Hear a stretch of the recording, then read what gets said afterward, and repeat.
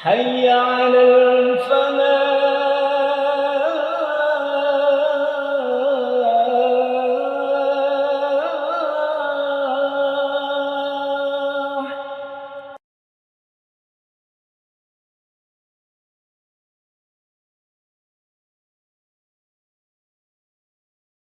Bismillahirrahmanirrahim. Wahayyikum jami'an, assalamualaikum warahmatullahi wabarakatuh. Alhamdulillah rabbil alamin, wa bihi nasta'in wa ala umuri dunya waddin. Wassalatu wassalamu ala asyrafil anbiya wal mursalin sayyidina wa maulana Muhammadin wa ala alihi wa sahbihi ajmain, wa ba'du. Alhamdulillah, puja dan syukur mari kita panjatkan pada Allah atas karunia-Nya yang dengan rahmat-Nya alhamdulillah Allah masih menganugerahkan kepada kita kesempatan untuk salat zuhur berjamaah, dan pastinya dengan kita bisa menunaikan salat zuhur berjamaah ini, fadilah dan keutamaannya semakin dahsyat Allah berikan kepada kita. Amin Allahumma amin. Tak lupa pula jemaah sekalian yang rahmati Allah, pada salat zuhur alhamdulillah kita bisa duduk sejenak dalam majelis ilmu yang ini juga tidak kalah luar biasa istimewanya bagi kita sebagai orang yang ingin terus berusaha menjadi lebih baik. Maka memang jalan untuk bisa menjadi jauh lebih baik dalam kehidupan itu adalah bil ilmi, dengan ilmu.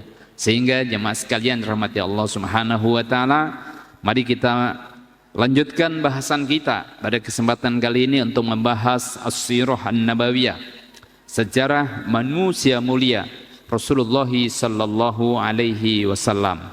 Jamaah sekalian yang rahmati Allah Subhanahu wa taala, ini adalah terjadi satu peristiwa di mana Rasulullah sallallahu alaihi wasallam sudah mempersiapkan kepada seluruh para sahabat untuk bersiap masuk Makkahul Mukarramah.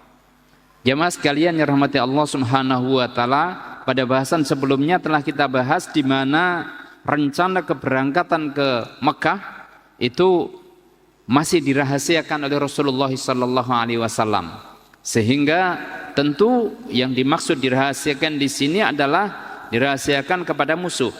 Karena itu maka disampaikannya kepada para sahabat agar para sahabat ini bersiap dengan sebaik-baiknya, dan tentu dilarang ya untuk haram ya, dilarang larangan keras untuk kemudian menyampaikan informasi tersebut kepada orang luar, apalagi kemudian kepada orang-orang Quraisy. Jamaah sekalian yang dirahmati Allah Subhanahu wa taala, sebagaimana dalam doa yang disampaikan oleh Rasulullah sallallahu alaihi wasallam, Allahumma khudil uyun wal akhbar an Quraisy, ya Allah butakanlah mata orang-orang Quraisy dan tahanlah berita-berita dari orang-orang Quraisy, sehingga hatta nubghitaha fi biladiha, sampai kemudian secara tiba-tiba kami bisa menyerang mereka tanpa mereka mendapatkan informasi terlebih dahulu. Inilah doa yang dipanjatkan oleh Rasulullah sallallahu alaihi wasallam, dan kemudian diterapkan kepada semua kaum muslimin, semua sahabat, semua pasukan. Namun jemaah sekalian yang dirahmati Allah Subhanahu wa taala, ternyata ada satu orang sahabat ya. Satu orang sahabat yang begitu kemudian Rasulullah sudah mengumumkan rencana keberangkatannya ke Mekah, itu kemudian mohon maaf, sahabat ini kemudian menulis surat bahwa Rasulullah bersama dengan kaum muslimin berencana untuk berangkat ke Mekah. Karena itu jemaah sekalian rahmatullah, ini orang ya, ini sahabat nulis surat kemudian dititipkan kepada wanita, dan kepada wanita ini disembunyikan di rambutnya ya, di rambutnya. Nah, begitu kemudian wanita ini berangkat, maka Rasulullah SAW kemudian mendapatkan informasi dari Allah Subhanahu wa taala, segera kemudian mengutus kepada Ali bin Abi Thalib dan Zubair bin Awam untuk mengejar wanita tersebut. Kata Nabi sallallahu alaihi wasallam, beliau menugasi Ali bin Abi Thalib dan Zubair bin Awam untuk mengejar wanita tersebut, dan kemudian bertemu di satu wilayah di mana Ali bin Abi Thalib kemudian menyampaikan kepada wanita ini, berikan apa yang engkau bawa, surat yang engkau bawa ini kepadaku. Awalnya si wanita ini kemudian tidak mau mengaku bahwa dia diperintahkan untuk mengirimkan surat kepada orang-orang kafir Quraisy. Awalnya tidak mengaku. Namun kemudian Ali bin Abi Thalib kemudian tahu ya, wanita Arab ini tentu yang paling malu baginya itu kalau tidak engkau serahkan maka akan aku telanjangi. Boleh jadi disakiti dan sebagainya, dia tidak takut, tapi kemudian akan aku telanjangi. Maka akhirnya si wanita ini kemudian takut hingga kemudian mengatakan kepada Ali bin Abi Thalib, kalau demikian engkau silahkan menghadap ke sana. Dan setelah kemudian mengalihkan pandangannya, maka si wanita ini kemudian mengambil surat di rambutnya tersebut dan kemudian diberikan kepada Ali bin Abi Thalib. Jemaah sekalian yang dirahmati Allah Subhanahu wa taala, yang mengirim surat ini itu adalah Urwah, yang mengirim surat ini adalah Hatib bin Abi Balta'ah. Itu adalah orang yang pernah ikut perang Badar. Dan Rasulullah sallallahu alaihi wasallam mengetahui itu. Maka tatkala kemudian ditanya oleh Nabi sallallahu alaihi wasallam, Hatib bin Abi Balta'ah ini, kenapa engkau mengirimkannya? Dia beralasan, wahai Rasul, kalau sahabat-sahabat yang lain itu kan punya hubungan, punya keluarga, punya hubungan yang baiklah dengan orang-orang Quraisy. Sehingga misalnya terjadi segala sesuatu masih ada hubungan keluarga. Nah, kalau saya ini tidak. Ada istri dan anak saya, tapi saya nggak punya kedudukan dan kemudian punya hubungan yang kuat dengan mereka. Namun jamaah sekalian dirahmati Allah Subhanahu wa taala, tentu sikap yang dilakukan oleh Hatib bin Abi Balta'ah ini adalah sebuah kesalahan yang luar biasa besar. Di antaranya diingatkan oleh Allah Subhanahu wa taala, ya ayyuhalladzina amanu la tattakhidhu aduwwi wa aduwwakum awliya tulquna ilaihim bil mawaddah. Wahai orang-orang yang beriman, janganlah kamu mengambil musuh-musuh ya, untuk menjadi teman. Musuh-musuh Allah, musuh-musuh kaum muslimin untuk menjadi teman. Jangan sampai kemudian dijadikan teman, dan yang kamu sampaikan ya, informasi segala macam yang engkau sampaikan kepada musuh-musuh tersebut, tentu itu adalah sesuatu yang luar biasa berbahaya ketika kemudian itu kau lakukan. Maka jemaah sekalian yang rahmati Allah Subhanahu wa taala, penegasan Allah dan sekaligus sikap Rasulullah SAW kepada Hatib bin Abi Balta'ah jelas, tegas, sampai-sampai jemaah sekalian yang dirahmati Allah, sahabat Umar itu sudah, wahai Rasulullah, izinkan kepada saya untuk memenggal lehernya. Jadi langsung pegang pedang Umar bin Khattab. Tapi Rasulullah SAW kemudian menyampaikan bahwa, wahai Umar, ingatlah bahwa Hatib bin Abi Balta'ah ini adalah pejuang perang Badar. Dan Rasulullah SAW sudah menyebutkan bahwa silahkan apa saja yang engkau lakukan pasti akan diampuni oleh Allah Subhanahu wa ta'ala kepada para pejuang Badar. Karena itu jamaah sekalian yang dirahmati Allah Subhanahu wa ta'ala, maka tentu kemudian peringatan keras dari Rasulullah SAW, jangan sampai kemudian berkhianat dengan perjuangan yang telah ditetapkan oleh Rasul dalam perjuangan yang luar biasa melawan musuh. Maka kaidah pentingnya adalah sami'na wa ata'na, kami dengar dan kami taat. Kalau militer itu siap laksanakan. Jadi tidak boleh ada pelanggaran terhadap perjuangan yang telah ditetapkan oleh pimpinan, yang telah ditetapkan oleh komandan, dan apalagi kemudian ditetapkan oleh Rasulullah sallallahu alaihi wasallam. Jamaah sekalian yang dirahmati Allah Subhanahu wa taala, bahkan kemudian di antara penulis sejarah mengutip surat Al-Mumtahanah ayat 1 sampai dengan 4. Qad kana lakum uswatun hasanah fi Ibrahim walladzina ma'a id qalu liqaumihim inna bura'a'u minkum wa mimma ta'buduna min dunillah kafarna bikum wa bada bainana wa bainakumul adawata wal baghdha abadan hatta tu'minu billahi wahdah.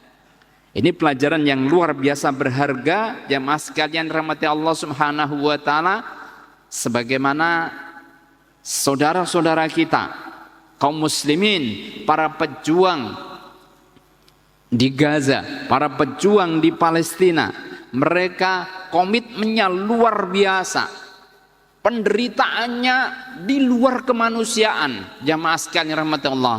Namun jamaah sekalian rahmati Allah, coba kita lihat bagaimana komitmennya untuk tetap mengikuti aturan dalam peperangan yang dicontohkan oleh Rasulullah sallallahu alaihi wasallam.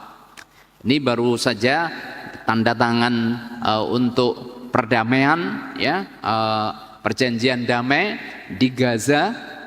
Kita lihat para tawanan perang dari orang-orang Yahudi yang ditawan oleh kaum muslimin, para pejuang Palestina itu ketika kemudian sudah disepakati untuk tukar tawanan, maka mereka semuanya selamat dan sempurna, tidak ada cacat sama sekali, bahkan mereka bergembira, ya, ketika kemudian ditawan oleh orang-orang pejuang Palestina itu. Sebaliknya, tawanan perang dari orang-orang Palestina yang ditawan oleh Yahudi banyak sekali, di antara mereka yang cacat yang luar biasa, sikap penganiayaan dan seterusnya. Itu jemaah sekalian rahmati Allah Subhanahu wa taala. Masya Allah wa tabarakallah, Rasulullah SAW memberikan pelajaran yang berharga. Memang dia ada kesalahan, tapi ingat juga bahwa dia adalah pejuang perang Badar yang dia layak untuk kemudian dimaafkan. Jamaah sekalian yang rahmati Allah Subhanahu wa taala, sekali lagi pelajaran tentang Khatib bin Abi Balta'ah ini menjadi pelajaran yang berharga. Satu, komitmen dengan perjuangan kaum muslimin, dan kemudian komitmen dengan ketentuan karakter dari pejuang-pejuang muslim, itu komitmen dengan aturan dari perjuangan, dan kemudian dia tetap mengikuti aturan. Oh, dengan mungkin ada aturan-aturan terhadap orang-orang tertentu, maka itu semua tetap diterapkan dalam perjuangan tersebut. Jamaah sekalian yang dirahmati Allah Subhanahu wa taala. Berikutnya, pelajaran yang berharga itu adalah di mana kemudian Rasulullah sallallahu alaihi wasallam ditemui oleh Abu Sufyan. Ada dua Abu Sufyan jamaah sekalian rahmati Allah. Yang pertama adalah Abu Sufyan bin Haris dan Abdullah bin Umayyah. Ini sepupu Nabi sallallahu alaihi wasallam, masih kafir waktu itu. Pada saat awalnya kedua orang ini mau bertemu dengan Nabi, Nabi enggan. Tapi kemudian disampaikan oleh Ummu Salamah agar Rasulullah SAW mau menerimanya. Bahkan kemudian si Abu Sufyan bin Haris ini kalau tidak mau diterima oleh Nabi, maka dia membawa anaknya, anak saya akan saya bunuh, ya. Dan kemudian entah saya pergi entah kemana. Ya, melihat ancamannya yang demikian, maka akhirnya, dan juga apa yang disampaikan oleh Ummu Salamah, Termasuk Ali bin Abi Thalib juga dibujuk ya oleh Abu Sufyan untuk merayu Rasulullah agar menerima Abu Sufyan bin Haris tersebut. Maka Rasul sallallahu alaihi wasallam kemudian menerimanya, memaafkannya, dan akhirnya mereka masuk Islam. Nah, yang berikutnya jemaah sekalian dirahmati Allah Subhanahu wa taala adalah Abu Sufyan bin Harb, pimpinan kafir Quraisy. Kita tahu bagaimana permusuhan yang dilakukan, perlawanan yang dilakukan oleh Abu Sufyan terhadap kaum muslimin luar biasa banyak. Namun jemaah sekalian dirahmati Allah Subhanahu wa taala, ini juga pelajaran berharga kepada kita bahwa Rasulullah sallallahu alaihi wasallam tahu pasti bahwa permusuhan yang dilakukan oleh Abu Sufyan itu luar biasa terhadap kaum muslimin. Namun ketika kemudian dia akhirnya bertemu dengan paman Nabi sallallahu alaihi wasallam, maka paman Nabi sallallahu alaihi wasallam waktu itu mau berangkat, Abbas bin Abdul Muthalib, paman Nabi itu sudah masuk Islam, tapi beliau itu punya tugas untuk memberikan air minum di Mekah kepada orang-orang yang haji atau orang-orang yang tawaf. Maka jamaah sekalian oleh Nabi SAW dipersilahkan. Nah, kemudian beliau berangkat untuk berhijrah bersama dengan keluarganya. Nah, pada saat berangkat tersebut beliau ternyata ketemu dengan Abu Sufyan bin Harb, pemimpin kafir Quraisy tersebut.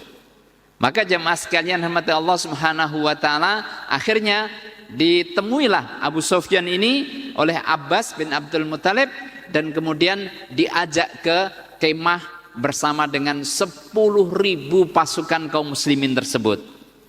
Beberapa sahabat termasuk Umar bin Khattab itu begitu tahu kemudian ada Abu Sufyan, maka sudah siap-siap, wahai Nabi, ya biarkan saya untuk membunuhnya, begitu kan?